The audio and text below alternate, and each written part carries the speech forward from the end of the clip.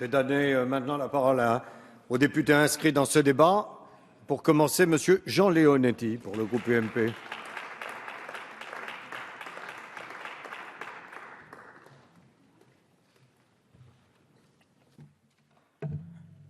Je descends un peu, c'est normal. Monsieur le Président, Monsieur le Premier ministre, Madame la Ministre, Monsieur le Ministre, mes chers collègues. Le problème de la fin de vie est aussi ancien que l'humain, puisque la conscience de la finitude de l'homme est concomitante de la pensée et du langage, et que le passage de l'animal à l'homme résulte justement de cette double conscience, à la fois de sa mort et de l'existence de l'autre. En effet, la mort, c'est l'autre. C'est toujours l'autre. Ma mort étant une expérience impossible, je ne peux que l'imaginer, la fantasmer, à partir d'une expérience, et cette expérience est le plus souvent la perte d'un être cher qui structure ma pensée et mon opinion sur ce sujet. Mais chaque société a aussi une idée particulière de la mort. La mort antique est un destin, la mort chrétienne est un salut. Qu'est-ce que nous dit notre société sur la mort et la conception qu'elle a du sens de la vie? Chaque société a la mort qu'elle mérite, disait un sociologue auditionné. Aujourd'hui, dans notre société, l'individu prime sur le collectif et a gagné en autonomie. L'immédiat a gagné sur la durée et la réaction, quelquefois malheureusement, a gagné sur la réflexion. Devant la perte de repères durables, la majorité de nos concitoyens ne structurent plus leurs pensées autour d'un au-delà possible ou des lendemains qui chantent. C'est ici et maintenant que les choses se passent. Et pour beaucoup, la mort est donc insensée, elle a perdu de son sens, mais elle est quelquefois malheureusement aussi impensée. Et le déni de mort et le tabou de la mort n'a jamais été aussi présent dans la société moderne. Parallèlement, grâce au progrès de la science, la médecine s'est petit à petit médicalisée. Elle s'effectue le plus souvent à l'hôpital et elle perd son caractère familial et familier. La médecine française a fait à juste titre le choix de la performance et donc de la médecine qui sauve et qui guérit, mais cette performance s'est quelquefois faite aux dépens de la médecine qui accompagne et qui soulage. Il en résulte que la médecine produit quelquefois des situations d'une rare complexité et qui entraîne des souffrances importantes, à la fois pour le patient, pour son entourage, et qui sont qualifiées d'insupportables par la société tout entière. Que ce soit à cause de la culture médicale, ou de quelquefois d'ailleurs, à la demande même du malade, l'acharnement thérapeutique, qualifié dans les textes d'obstination déraisonnable, doit être combattu, car tout ce qui est possible techniquement n'est pas souhaitable humainement. Enfin, malgré les progrès considérables de la médecine palliative, l'offre de soins dans ce domaine intervient encore trop peu, 80% des Français n'y ont pas accès, et trop tard. Le palliatif prend le relais du curatif au lieu de s'y associer en amont. Il en résulte une médecine palliative, presque exclusivement orientée vers la toute fin de vie, alors que cette médecine d'accompagnement et de soulagement devrait imprégner tous les actes médicaux. La fin de vie est un sujet complexe qui se réfère à des valeurs médicales, sociales, personnelles, philosophiques et spirituelles. Elle embrasse aussi une immense diversité de situations différentes, du nouveau-né dont on se pose la question de la réanimation au grand vieillard qui meurt dans des souffrances. Nous devons donc aborder ce débat comme un débat en acceptant qu'il est un conflit de valeurs. Il ne s'agit pas du combat du bien contre le mal, ni du combat de la morale établie contre le progrès. Il s'agit du combat du bien contre le bien, de valeurs qui sont des valeurs fondamentales pour notre pays. Le premier, c'est l'éthique de l'autonomie, qui a pour référence la liberté et la défense de l'individu contre le groupe, avec une éthique de la vulnérabilité qui a pour référence la solidarité et les valeurs collectives. Ces valeurs qui quelquefois s'opposent doivent se réconcilier plutôt que s'affronter au pied du lit du mourant.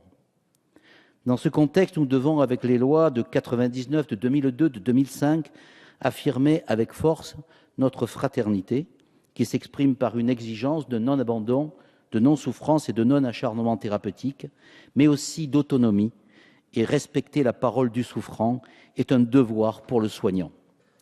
Cependant, malgré ces différents textes législatifs, le mal mourir persiste en France. Et nos concitoyens demandent plus d'écoute et moins de souffrance, surtout lorsque l'on sait que 12% des Français meurent dans des douleurs physiques réfractaires et quelquefois des souffrances qui ne se résument pas à la douleur physique. L'étouffement, par exemple, n'est jamais, ou presque jamais, 8 fois sur 10, pris en compte en fin de vie. Sanders, qui initia les soins palliatifs au début du XXe siècle, définissait la fin de vie comme une souffrance globale et qui devait être à la fois physique et psychique et prise en compte de manière globale. Certains pays démocratiques autour de nous ont ouvert un droit à la mort. Que constate-t-on ? Dans 30% des cas, la mort est donnée en Suisse à des personnes qui n'ont pas de maladie grave et incurable, rapidement mortelle. Ils sont âgés et las de vivre. En Belgique, ce droit s'ouvre désormais aux mineurs et aux malades mentaux. Enfin, l'étude de l'INED et de l'Observatoire de la fin de vie montre que les morts données à des malades qui ne l'ont pas demandé sont 3 fois plus nombreuses en Belgique qu'en France. Comme le soulignait Didier Sicard dans son rapport, en expliquant ce phénomène, toute transgression amène une transgression supplémentaire. C'est la théorie bien connue de la rupture de digue après l'érosion progressive des barrières éthiques successives. De plus, donner la mort apparaît contradictoire avec nos pratiques et nos valeurs communes. Sur le plan médical, en France en tout cas, la mort ne poursuit pas le soin, elle l'interrompt. Sur le plan social, la médecine réanime les gens qui ont tenté de mettre fin à leur jour. Et la société lutte efficacement contre le suicide qui traduit à ses yeux plus la désespérance qu'une liberté individuelle. Enfin, et comme le soulignait Robert Badinter, ce dispositif s'oppose à un droit qui est un droit fondamental, une liberté fondamentale, le droit à la vie, qui est un droit créance, c'est-à-dire un droit que l'on peut demander à la société, très différent du droit à liberté, qui est celui d'avoir le droit de se donner la mort à titre personnel. Devons-nous pour autant nous contenter de la loi actuelle alors qu'elle reste mal appliquée et mal connue, et surtout qu'il résulte encore une situation dans laquelle les Français nous demandent plus d'écoute et moins de souffrance. Le président de la République a voulu, après un débat citoyen approfondi qui a abouti à 2 rapports fondamentaux, la commission Sicard et le rapport du Conseil consultatif national d'éthique, que nous avancions sur ce sujet de manière consensuelle. Je le dis très clairement ici, j'approuve cette démarche, car je pense que sur les sujets de société, comme sur d'autres sujets qui relèvent de nos valeurs communes, nous devons être unis, et c'est l'honneur de la politique, non pas de trouver des petits arrangements entre nous, mais de trouver au contraire un dépassement pour réconcilier les Français. Didier Sicard souligne avec force le caractère particulièrement dramatique des inégalités au moment de la fin de vie. Il rappelle l'exigence d'appliquer résolument les lois actuelles. Il rappelle l'utopie d'imaginer qu'une loi puisse régler l'ensemble des problèmes dans sa diversité de la fin de vie. Et il rappelle aussi avec force le danger de franchir la barrière de l'interdit.